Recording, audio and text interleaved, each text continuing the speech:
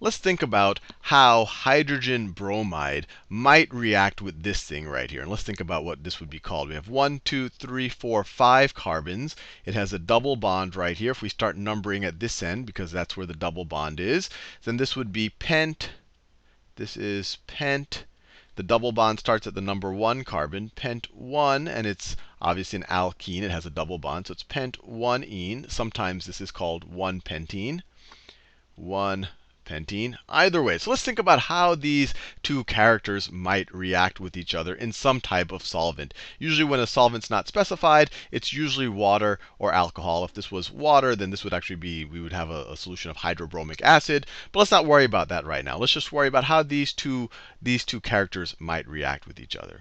Now the first thing we might look at is this hydrogen bromide right there. And as you get more experience there, you'll say, well, bromine is much more electronegative than hydrogen. It likes to hog electrons much more. And if that's a completely foreign concept to you, I'll do a little bit of a review. This is the periodic table. Electronegativity increases from the bottom left to the top right of the periodic table. Electronegativity. Electronegativity. And really, that's just a fancy way of saying how much does an atom like to hog electrons. So for example, fluorine loves to hog electrons, and calcium doesn't like to hog electrons so much. So if we think about hydrogen bromide, hydrogen's way up here on the left side of the periodic table. Bromine's all the way to the right. Bromine is much more electronegative. So in this situation, since bromine is more electronegative, it will hog the electrons in this bond. And since it's hogging the electrons in this bond, you'll have a partial negative charge on the bromine end. You'll have a partial negative charge on the bromine end, and you'll have a partial positive charge on the hydrogen end. And whenever you do these reactions, it actually is useful to draw all of the valence electrons. So bromine right here has an atomic number of 35, which means it has 35 electrons in its neutral state. And we don't have any charge here, so it's in a neutral state. But you can look at its group. It's in group number 7 if you count from here. 1, 2, 3, 4, 5, 6, 7. Or it has 7 valence electrons. So let me draw that. 7 electrons in its outermost shell. Let me draw them right here. So 1, 2, 3, 4, 5, 6. And then the 7th is in the bond with the hydrogen. Hydrogen obviously has 1 electron. Hydrogen has 1 electron. It's right there. So these two guys are bonding with each other, and they both allow each other to pretend that they're part of a pair. And that's what gives it a lower energy level or makes it a little more stable. That's why the bond forms in the first place. But anyway, let's think about what might happen here. This guy is really electronegative, so maybe he wants to hog this. Maybe he wants to take this electron away, this green hydrogen electron, and maybe that happens.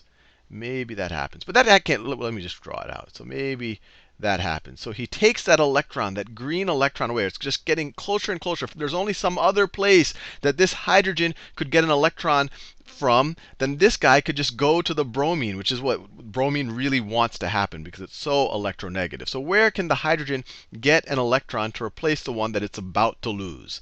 Well, we have a double bond here. And maybe one of these carbons lose an electron. And in future videos, we'll talk more which one is more likely to give up the electron at this stage of the reaction. But just for simplicity, let's assume that this carbon right here gives up an electron. Where are its valence electrons? And just as a bit of review, here's carbon on the periodic table. It has 6 protons and 6 electrons in its stable state. 2 are sitting in its first shell, and then the other 4 are its valence electrons. And you can see that it's in group 4, right? 1, 2, 3, 4. We can ignore these for now. And usually you're not going to be dealing with, well, we'll ignore those for now. It has 4 valence electrons. Most of what you're going to deal with, you just have to count the group numbers like this. We won't worry too much about all of the metals and all of those right now. Now it's 4 valence electrons, and you see it right here. It has 1, 2, 3, 4 valence electrons. It has 2 in its one shell, so it actually has 6, but you only draw the 4 out there. So what we're saying is this green electron can go to the bromine as long as the hydrogen can take an electron maybe from this carbon right here. So let's draw that. So this electron right here is going to go to the hydrogen.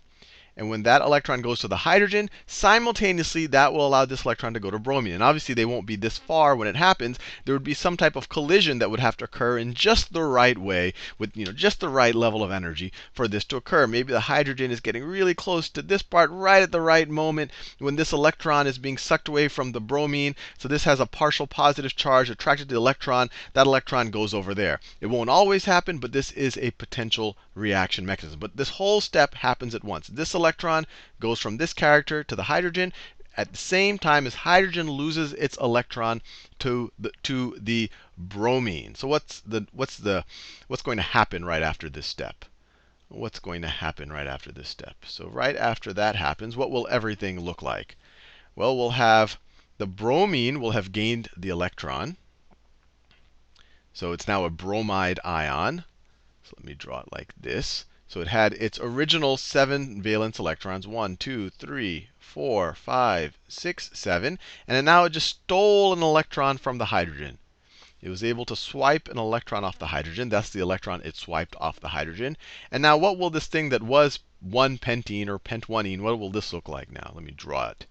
So we have a carbon and a hydrogen and a hydrogen. And then you have a carbon and then a hydrogen. And then you have the rest of the chain right over here. You have the rest of the chain right over here. But this double bond was broken. This carbon lost an electron, went to the hydrogen. So this bond right here now forms between this carbon and that hydrogen. So let me draw that bond. So this bond, actually, let me draw it. You have this electron right there. That electron will now be with the hydrogen. So let me draw the electron. And now we have that orange hydrogen. I'll try to keep the colors consistent so that we know where things came from. And then we have this bond now to the hydrogen. Now this carbon now only has 3 valence electrons. 1, 2, 3. It has 2 sitting in its first shell, so it actually has a total of 5 electrons. Has 6 protons, so it has a positive charge. This carbon right here has a positive charge. And another way to think about it is it was completely neutral, and then it lost an electron. So now it will have a positive charge right over there. So this is what we are left after that step of the reaction. Now, as you can imagine, oh, and of course, we can't forget, bromine over here was neutral. It had 7 valence electrons, and that's when bromine is neutral. But now it has 8. So now this will have a negative charge. This will have a negative charge. This will have a negative charge because it gained an electron. And in general, your total charge over here, our total charge is 0. So our total charge should still be 0. We have a negative and we have a positive. They would cancel out. So our total charge is still 0. So what's likely to happen for the next step of our reaction? Well, we have this positive thing here, and maybe bromine just bumped just the right way to let go of this guy and steal his electron. But now you have this guy who's negative and this guy who's positive. Maybe they'll be attracted to each other. Maybe they'll just bump into each other at the exact right way. And if they bump in the exact right way, maybe this guy can swipe the electron from the bromide ion, from this negative ion right here. And you might say, hey, isn't bromine more electronegative than carbon? Well, it might be, but this guy's electron rich. It's not just a regular bromine atom. This is a bromine plus an extra electron. So he's already hogged an electron, so he's electron rich. So in this situation, he's negative, he's positive. He can give this guy an electron. So if they bump in just the right way, this electron can be swiped by this carbon right over here. By that carbon right over here. And this positive carbon, just to give you a little terminology, and we'll go over it in more detail in future videos, is actually called a carbocation. It's a positive ion of carbon. That's where the word comes from. But anyway, if this electron gets swiped by this carbon, it'll then form a bond. Because remember, this was the electron that was originally in a bond with this hydrogen. It's still going to be, you could imagine, paired up with this other purple or magenta electron right over there. So if that happens, then we're going to be left with, so the next step is going to be, so on this end of the molecule, we have C, carbon, hydrogen, hydrogen. Then we have this orange hydrogen that we stole from the hydrogen bromide. Then we have this carbon right here.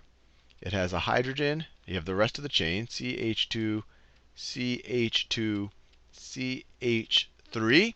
And now, since this guy stole an electron, bond will form with the bromine. So now, let me draw it.